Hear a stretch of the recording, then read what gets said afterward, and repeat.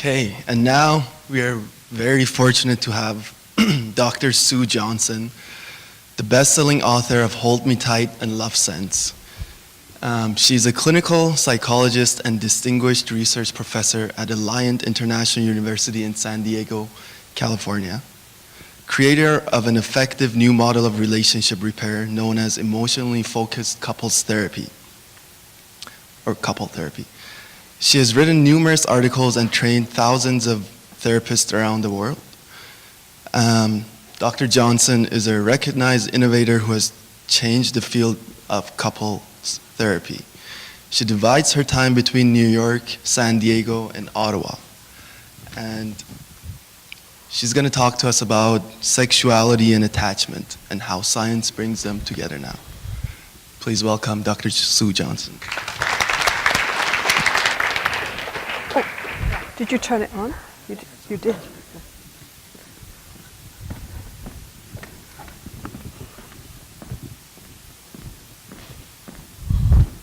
Hi, everybody.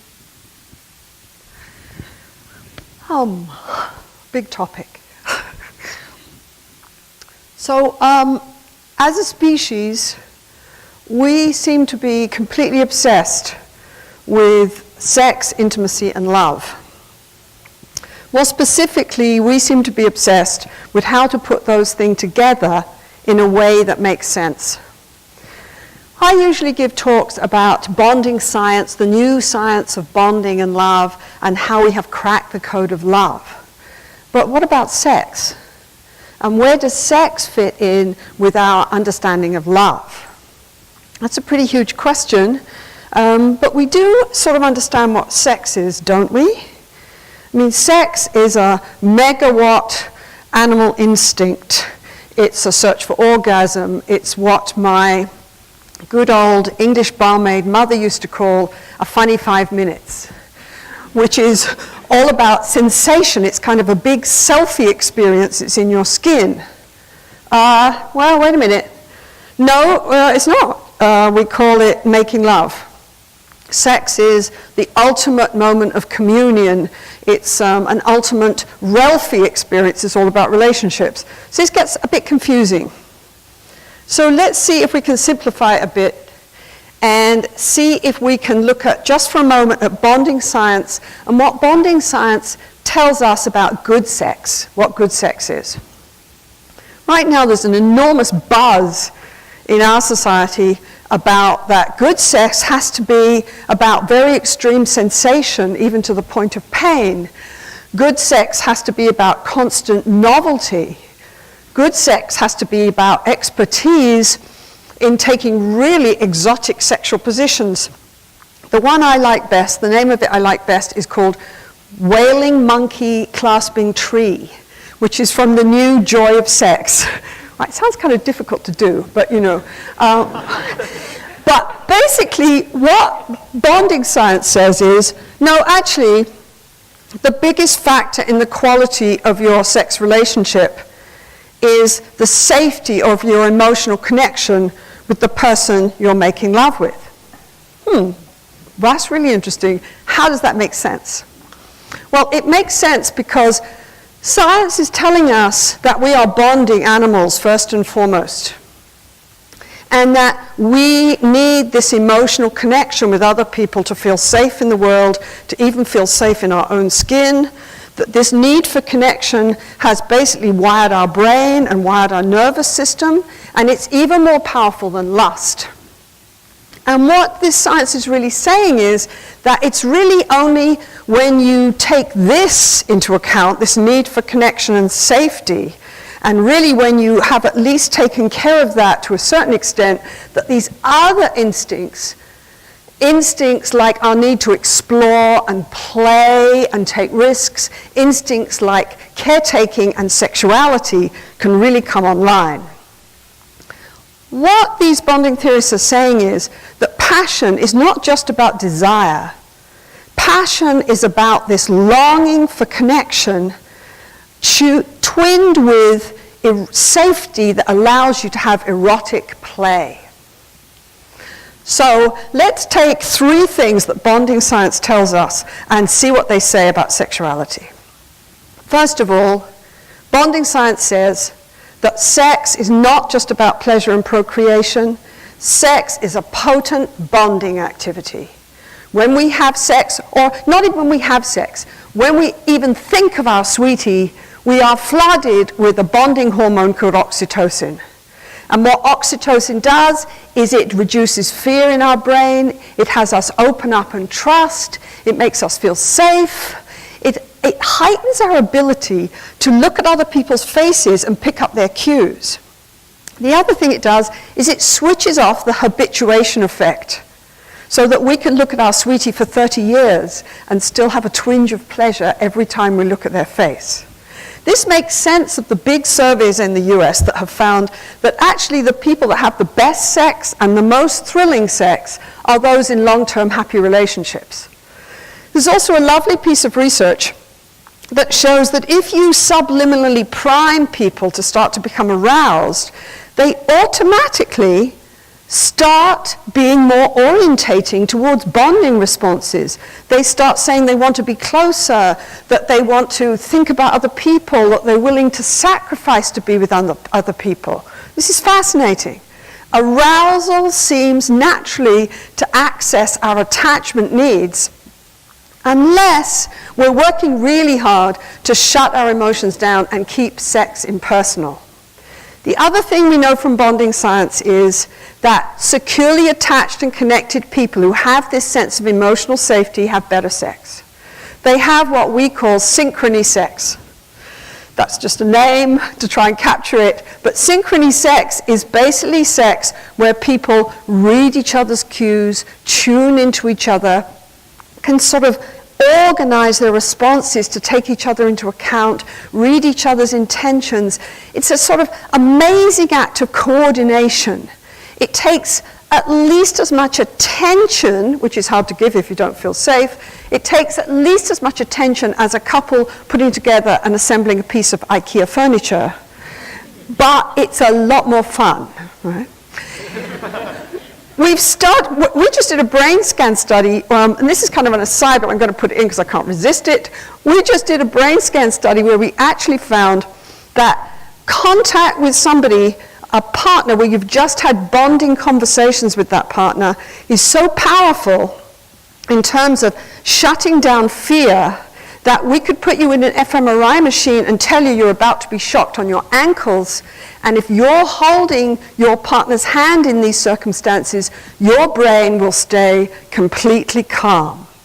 In other words, this sense of safety of this bond is so powerful that it cuts out threat responses, and it also tones down your sensitivity to pain. So this is fascinating, fascinating stuff. The other thing that bonding research tells us is that sex is a safe adventure. What do I mean by that? Well, I think of that in terms of, why do people go zip lining? Well, they can let themselves go into the thrill of zip lining. I think it's a crazy activity, but they're all smiling away, right? So they let themselves go. Why? Because they know that they're held onto by a line. They feel safe. The very fact they're hooked in means that they can let themselves go with the thrill. And there are thousands of studies that make it very clear that when we feel securely connected to somebody, then we can be open to new ideas, we can be curious, we can explore, we can take risks.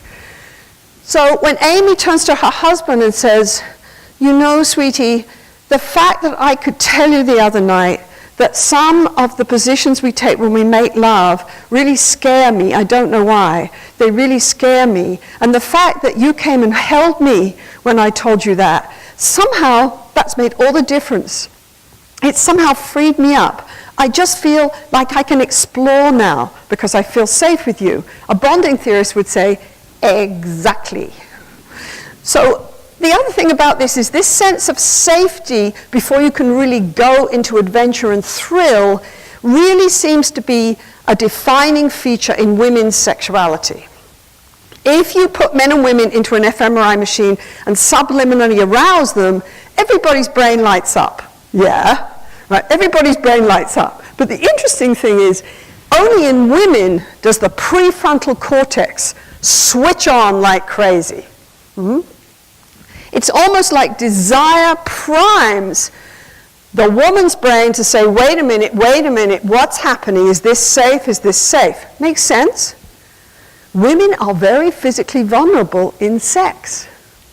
And it also makes sense that often, as a couples therapist, what I hear is that women need to talk and check out the relationship before they can let themselves go and descend into arousal.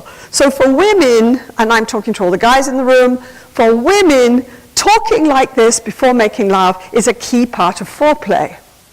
And that's not because we're rather strange, that's because of what I'm talking about here.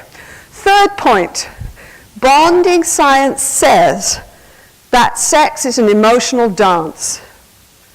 How you connect emotionally is how you connect sexually. The signals between partners is the music of the dance. So, securely attached folks who have a lot of security between the two of them are more open emotionally. They can play with their emotions. And when the music in the dance has more range and more depth, then the dance becomes much more multidimensional, much more fascinating. Right? So, we know, for example, if you talk to securely attached folks, they'll give you a lot of reasons for making love. They'll say, well, we make love for pleasure, we make love for tension release, we make love to make up, we make love to please each other, we make love just because we feel loving. There's lots of dimensions to our sexuality. The other thing about that one is there's this beautiful little feedback loop where in-tune sexuality cues safe sense of bonding, and a safe sense of bonding and attachment cues in-tune sexuality. Now, isn't that a lovely little feedback loop? So what I'm telling you is three basic things that we know from bonding science. Sex is a safe adventure, sex is an emotional dance, and also sex is a potent bonding activity. One little piece here, which isn't such good news, is that when we have trouble with emotion and trouble with safety, it really does set us up for specific kinds of not so satisfying sex. So people who are really, really focused on rejection and very anxious in sexuality and overwhelmed with emotion, they tell us that in sexuality they're really focused on whether it's a proof of love, and they're really focused on comfort. We call it solace sex, and they don't really care about eroticism.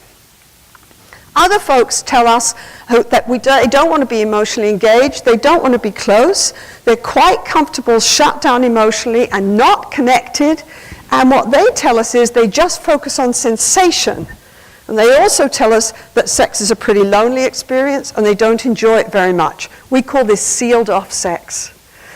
The essence of sealed off sex is it's like dancing without music. If you like, you can capture it in thinking about the idea that it's like somebody saying to you, having a lovely time, wish I was here. So, to finish off, what am I telling you? I'm telling you that at this point, the science of love and bonding is something that gives us a new understanding of love so that we can shape it. We know now that safe emotional engagement is the key ingredient in relationships that turn us on in bed and out of bed. A 17th century Moroccan rabbi said, "When the eye of the heart is open, in every atom there are 1,000 secrets." I'm suggesting that when the heart is open and when we feel safe in sexuality, there are an infinite number of discoveries that go on, and love and passion are something that is constantly renewed. And science is now at the point where it's helping us reach for those 100 secrets with every touch and every shared breath. Thank you.